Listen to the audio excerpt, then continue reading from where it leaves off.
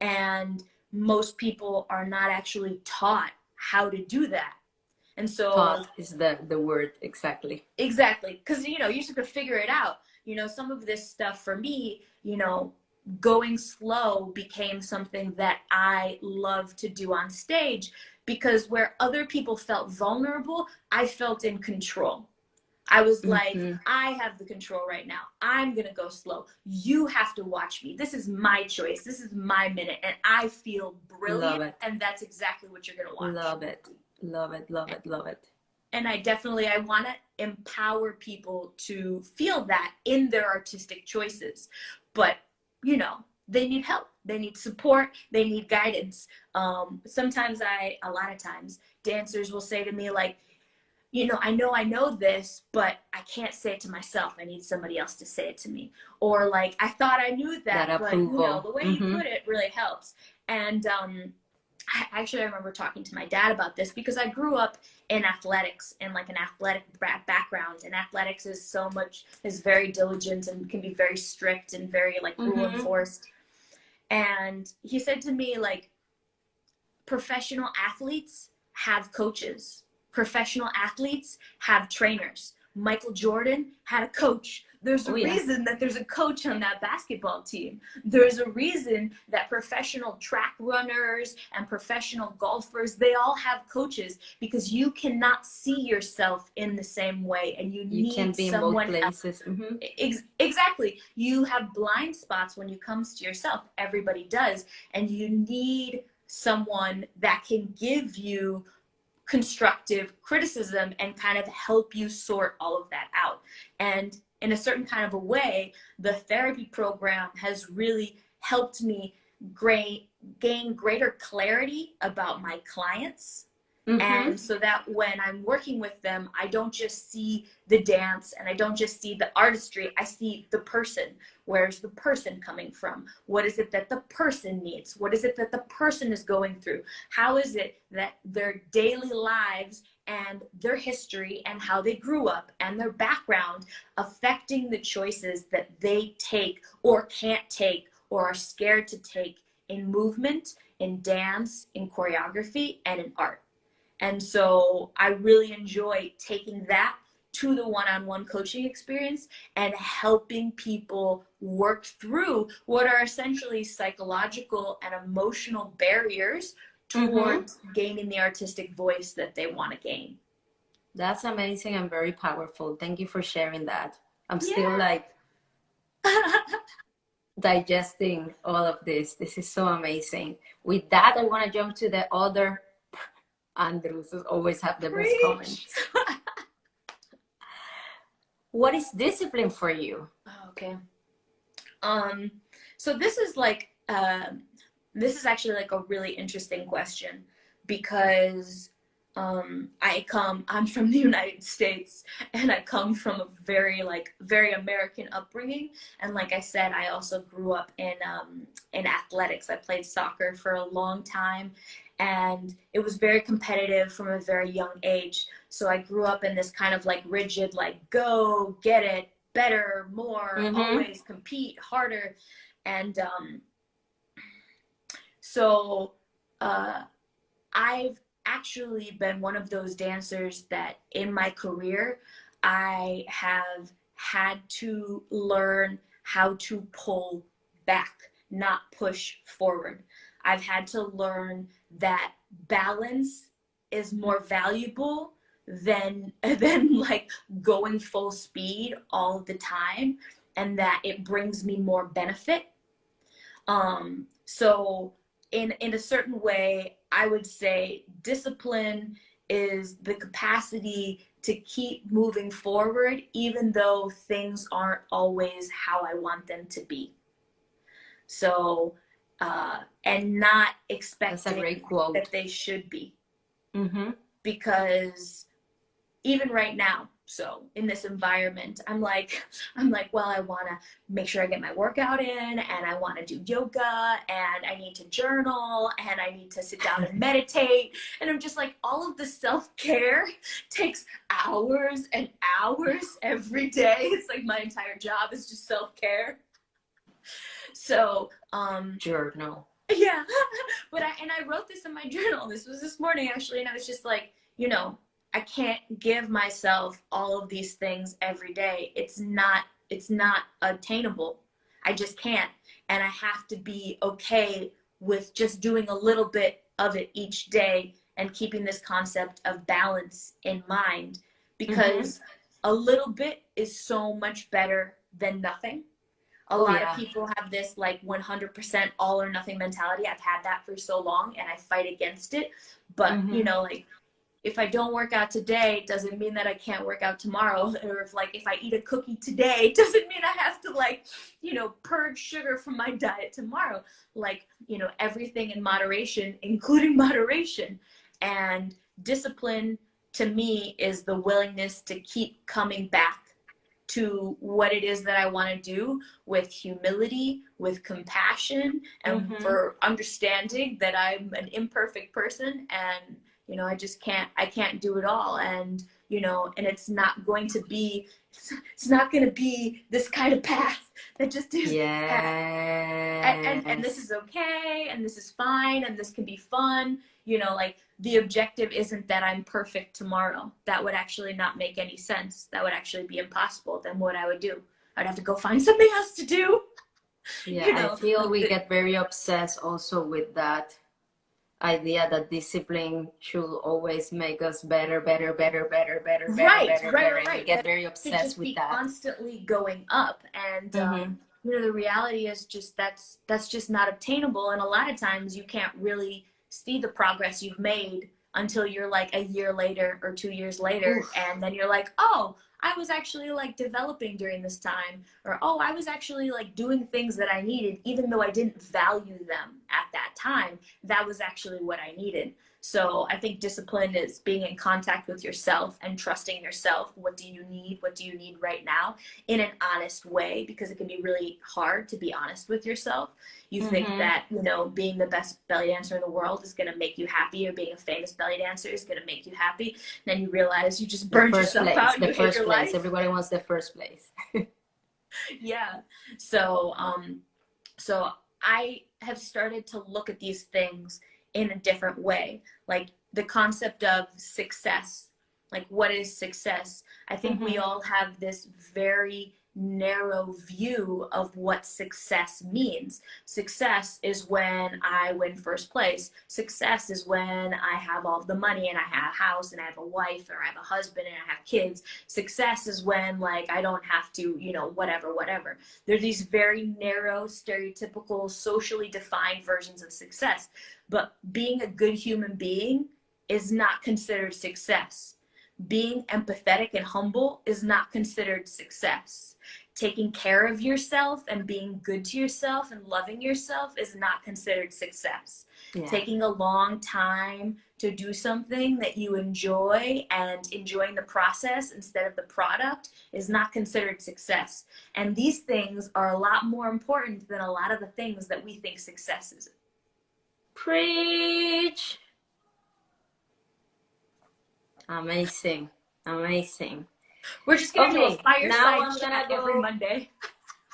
We're gonna go back to our Sharky folklore piece because I do love the Melaya, Modern Melaya that you presented, I think in Barcelona, Mm-hmm. um, that I just posted on my Facebook. And I feel some of my students, they're always concerned of how can they be creative with Mm-hmm. folklore pieces. So I wanted to ask you, how do we do that?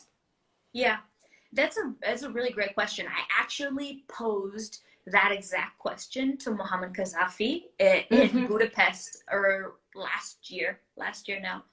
Um, my biggest suggestion, and sometimes this is like a little daunting, Mm-hmm. is you've got to get really good at the folklore. Like I feel like you need to have a strong base if you're going to create artistically with integrity and being sensitive to culture, to history, to heritage, all of these things. So if you don't know what you're doing, if you don't really know what you're doing, it can be so easy to do these faux pas that you didn't even understand were faux pas because you don't really understand the loose structure of what things are. A lot of times I like to use the analogy of a language. So I'm not a native Spanish speaker, but I learned Spanish by studying in Spain and living in Spain. And, you know, all of these dances are like languages. And the more time you spend inside of them, the greater you understand where the boundaries are and where the rules are and what you can and can't do and what people tend to do and how people are playful in them, how people are creative in them, how you can bend them, because you can't be creative and flexible in Spanish in the same way that you can in English and vice versa. The languages lend themselves to different kinds of expressions, which is one of the coolest things about speaking multiple languages. All of a sudden, you can express yourself in a way that maybe another language doesn't actually give you the same capacity, which is a really fun thing. Dance is totally the same way, because at the base of all of this stuff, you have this vibration and this feeling that people are transcending through movement, through culture, through expression. And the more you understand the language, the more you can be artistically creative within it. If you don't really spend a lot of time learning the language, then you're not going to be able to put together sentences that really make any sense, or the sentences that you can put together are going to be very basic, and you're not going to be able to have a very deep or thought out conversation or profound thought. So my first rule of thumb is do the best you can. It doesn't mean that you have to be totally fluent before you start speaking, because that would be impossible. One of the things about learning languages is that you make a million mistakes along the way, and you keep making those mistakes all the time. And slowly you get better. But I mean, I still constantly have to learn new words. You know, with the coronavirus, I'm learning new vocabulary that I wasn't using before, stuff like that. So my first suggestion is also like, learn the language, get a hold of the language, and then start to become playful. Like, who are you and what it is that you want to say? So it comes back to this artistic concept. Who are you within this language? Within this language. Not within your language, but within the language of the dance. Like, what can you do expressing yourself within the concepts of this language? So within the concepts of Saidi or the concept of Beledi and Shabi, which are really, really flexible and versatile. Like, you can really do a lot and be a lot within those two styles. So the concept of learn the language and then start expressing yourself through that language and figuring out, like, what boundaries do I want to push? What parts of me do I want to expose more? What is it that I'm trying to get out of this feeling? Who am I within this language? I'm sure this happens to you, but it definitely happens to me that people tell me that I have two different personalities in Spanish and in English, that I'm not really the same person in each language. You're not. I'm not at all. Thank you for confirming that. So many people tell me that. So, but it just goes to show that within a language, you can have a certain kind of like confine of what the language allows you to express based on who you are and what it is that you want to say. So once you understand the language to a certain extent and you start to become playful, you start to express yourself. You know, like when I speak in Spanish, I know not everything that I say is something that a Spanish person or a Puerto Rican or a Mexican would say. But at this point, I don't care, because I know it's based on my understanding of the language and how it is that I want to use it and who my personality is and what it is that I want to say. Not all of it is going to be straight up 100% everything that I've learned in Spain, because I'm not Spanish. I'm part American. I've got Spanish influence and Catalan influence and this multicultural life, and all of those things are going to feed into it. And that's totally okay. There's nothing wrong with that. I think it's just important that we learn the other language. When you do your due diligence and you work to learn the language, and if you, so to speak, if you pay your dues to really study the craft, then when you're artistic, people can perceive it as respectful, culturally grounded, and sensitive. But if you don't do your due diligence, you could essentially end up just kind of like, well, this is cool and I'm going to do this with it. Are you really being grounded and culturally sensitive to the folk art, to the form, to the people, to the culture? Because this is theirs. This is theirs. Is, Yeah, it's not ours. so Yeah. it's not ours. It's not ours. So like you really have to be careful when you're going around taking someone else's culture, someone else's music, someone else's language, someone else's dances, someone Identity. else's gestures, and just doing whatever it is that you want with it, because it's just not okay. So the more due diligence that you do it, the better. And I don't think that we have to go around with fear. I think we have to go around with reverence. I think we have to go around holding this up on this platter, so to speak, or this pedestal, like, this is awesome. These people, this culture, this history, it deserves our respect. It deserves our humility, and we're going to try and respect it as much as humanly possible. Respect before act. And I think that from that point, you can really work. I think the metaphor of the language is it's amazing even to teach Sharky in general. It's amazing. So thank you for that, because I'm going to use that. Yeah.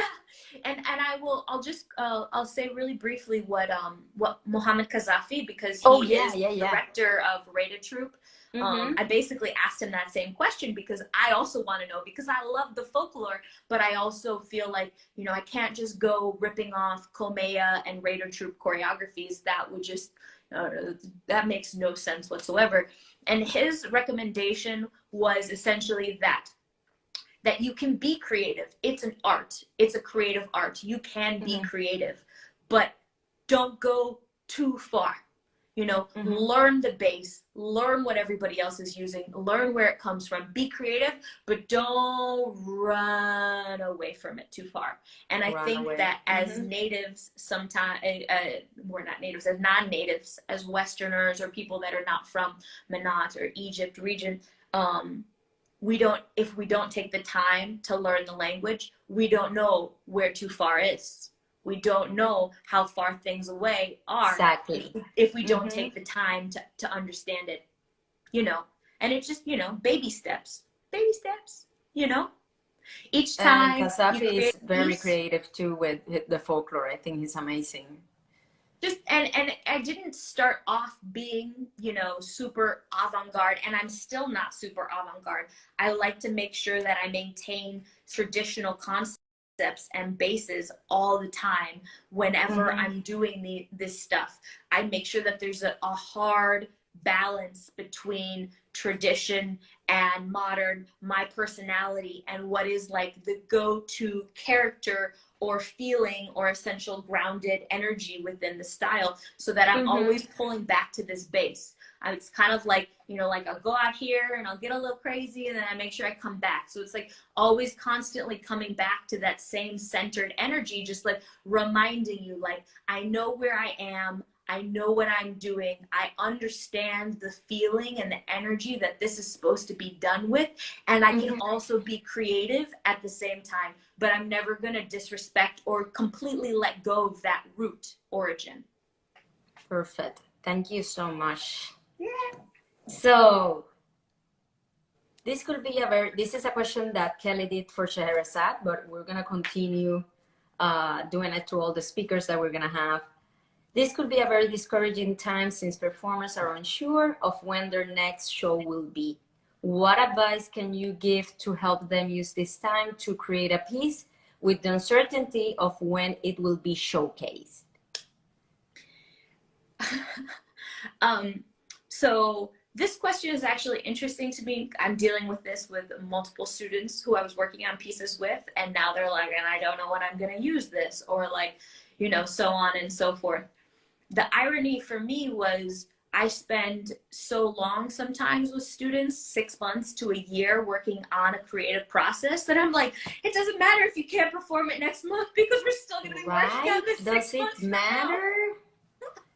That was kind of my like, does that, I mean, we're still gonna, I mean, performances are still gonna happen down the road, you know, later in the year. We don't have to freak out too much. I understand deception, the disappointment in not being able to do it now. Like I definitely understand that. I mean, we're all going through losses. We're all losing different aspects of our life. So I definitely understand that. Uh, I think that at a time like this, when so much is becoming destabilized, that creating a bit of stability it can be really important.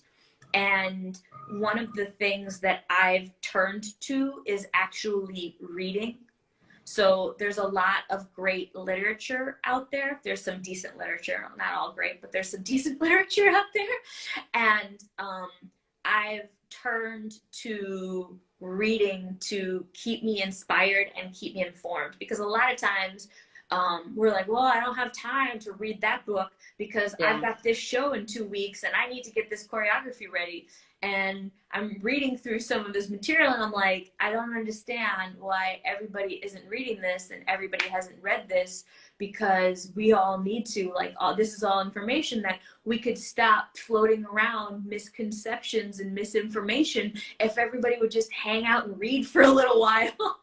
And we could all like read some academic information by some people who have done research in the Middle East, have done research, groundwork, dissertations, theses, all of these kinds of things.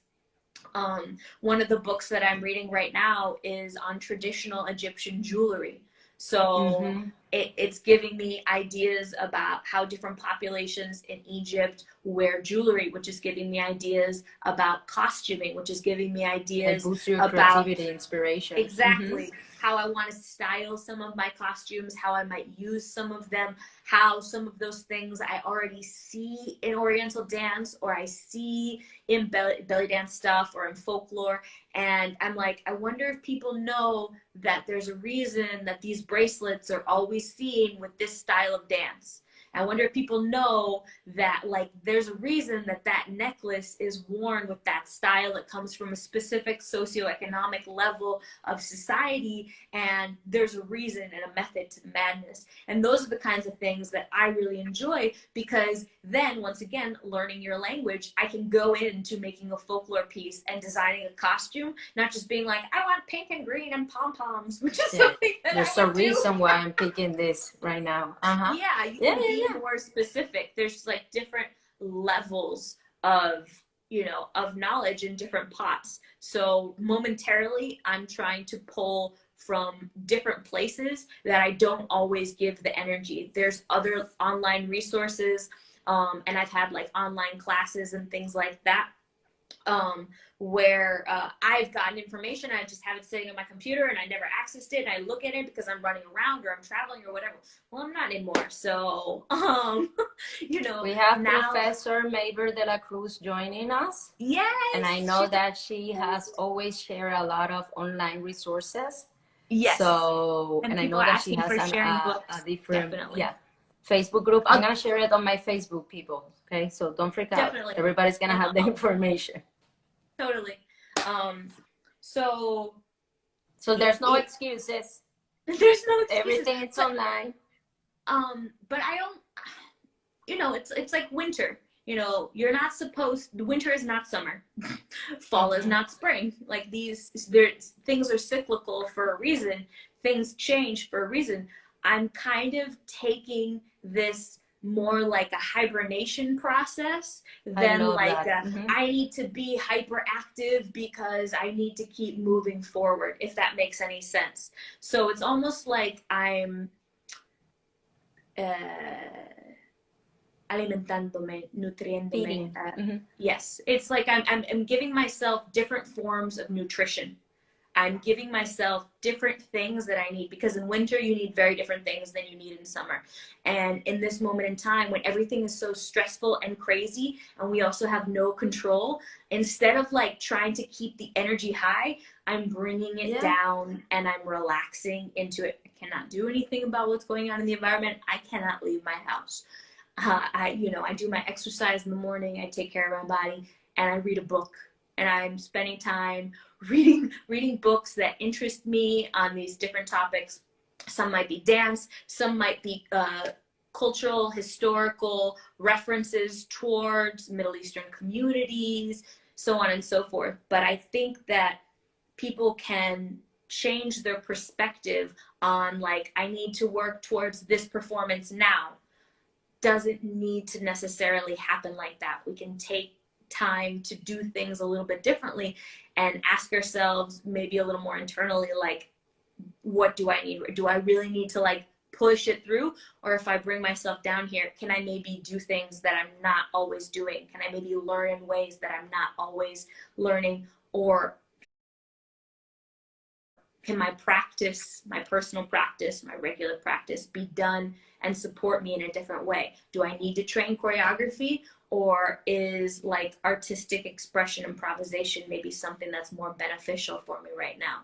Do I need to like super, do my drills every day, or do I maybe need to like drink some tea and read a book? Do I need to like, go back and find that video of that choreography from last year? Or could I listen to a podcast by a really well-known instructor who has a really interesting view on certain different things? I just feel like those are things that we don't necessarily, resources that we don't necessarily always go to, because it's kind of like more, go. Like we think the physical is the thing, or the Facebook or the social media. But I think there are other resources that in this time we can kind of give more energy to. That's amazing. Amanda, tell us on what are you working now? How can we study with you? Yeah. So right now I have 3 classes, 3 different programs up for registration if you guys want to come join me. So I have a drum solo. So I really don't teach a lot of choreography in online classes.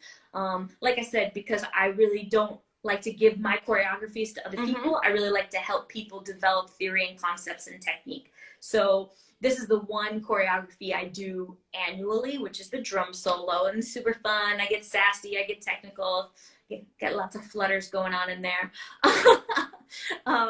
And then I have an expressive arms and hands class. It's something that I hold pretty dear, because I feel like the upper body is so expressive, and sometimes people can deal with it in such kind of like a rigid, like uncomfortable way. We all struggle with that forever. Yes, exactly. So so that's a really enjoyable class if you're interested in kind of looking at why physically you're not seeing what it is that you're trying to see, and how to create more expression through an engagement through the upper body. And then I have a quarantini sampler, which is a series of basically modern oriental. So these are all kind of like my style, my voice, my artistic thoughts. And within this last year, a couple of classes that I felt like were pushing people and giving people good challenges and had fun takes on musicality. And so all of those series, they're all pre-recorded. They're all 4 classes available now. So I tend to, my material tends to be like intermediate and above. I do work from the ground up in all my classes. I try to make it as accessible as possible, but I definitely don't, most of my material is really intermediate and above, but I find that even people who are not intermediate enjoy the modifications and enjoy kind of like my pedagogy in terms of my clear instruction, my breakdown. Another thing that I really benefited from in the master's program is being very like analytical and being able to verbalize why what's happening needs to happen and what we don't need to happen, and kind of how to like control those elements.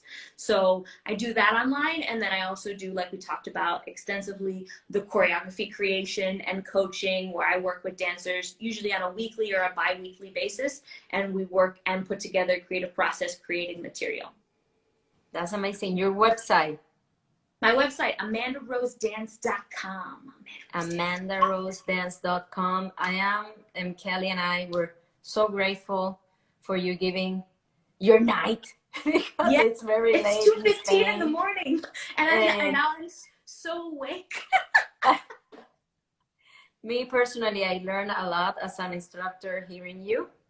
And thank you so much for sharing this time. Thank you for Yes, we asking me. I miss really you. appreciate you guys. I You were really, the really. second international artist that we host a creative here. So Yeah. yes, we love you. I think everybody's super inspired. I am Yay. super inspired by the interview, by everything that you said.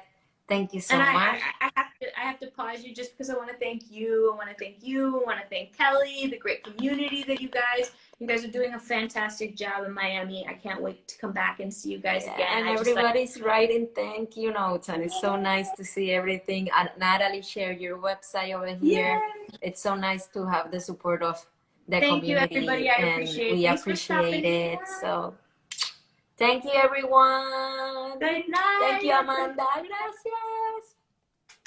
Adeo, Bonani. Adiós.